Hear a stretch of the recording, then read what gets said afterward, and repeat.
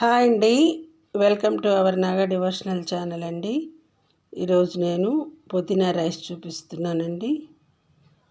పుదీనా రైస్ కావాల్సిన వస్తువులు: పుదీనా, పచ్చిమిర్చి, అల్లం వెల్లుల్లి పేస్టు, కొంచెం మసాలా దినుసులు, మొగ్గ చెక్క, బిర్యానీ ఆకు,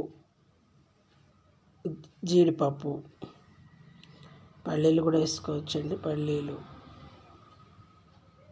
అంతేనండి, వీటితోటి చేసుకోవచ్చు. పుదీనాని ముందు శుభ్రంగా చేసేసుకొని మిక్సీలో వేసుకోవాలండి. మనకు తగినంత కావలసిన రైస్కి సరిపడా. ఎక్కువ వేసుకున్నా బాగుంటుందండి, అనే ఉంటుంది. పడుకొని మిక్సీ జార్లో వేసుకొని శుభ్రం చేసుకున్న పుదీనాను దానిలో పచ్చిమిర్చి వేసుకొని కావలసిన కారానికి తగ్గట్టు కొంచెం ఉప్పు వేసి మిక్సీ చేసి పేస్ట్ చేసుకోవాలండి. ఉప్పు వేస్తే కలర్ చేంజ్ కాకుండా పుదీనా ఆకు గ్రీన్గా ఉంటుంది. మిక్సీ చేసి పెట్టుకోవాలి.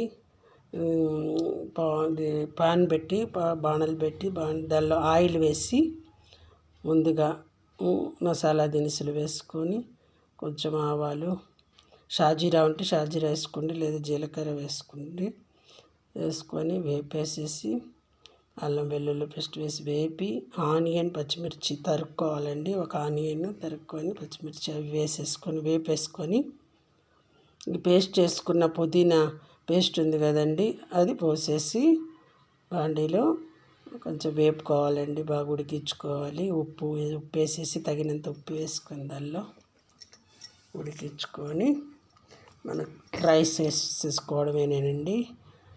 రైస్ పొడిగా వండి పెట్టుకొని ఏ రైస్ అయినా వేసుకోవచ్చండి. బాస్మతి రైస్ అయితే బాస్మతి, లేదంటే మామూలు రైస్ అయినా వండి వేసేసుకొని దానిలో బాగా కలిపేసుకొని కొంచెం వేడి మీద పెట్టేసి స్టవ్ ఆఫ్ చేసేసుకుంటే పుదీనా రైస్ రెడీ అవుతుందండి.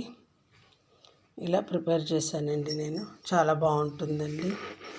ఇక్కడ నేను ఉదయం మార్నింగ్ పెరుగు పచ్చడి చేశానండి. అది దాంతో తిందామని. ఇది చాలా బాగుంటుందండి. పెరుగు పచ్చడి, పెరుగు రైతాతో సూపర్గా ఉంటుందండి. మీరు కూడా ట్రై చేసి ఎలా వచ్చిందో కామెంట్ బాక్స్లో కామెంట్ చేయండి. ఓకే, వీడియో నచ్చితే లైక్ చేయండి, షేర్ చేయండి, సబ్స్క్రైబ్ చేయండి. Okay, thank you all. Bye.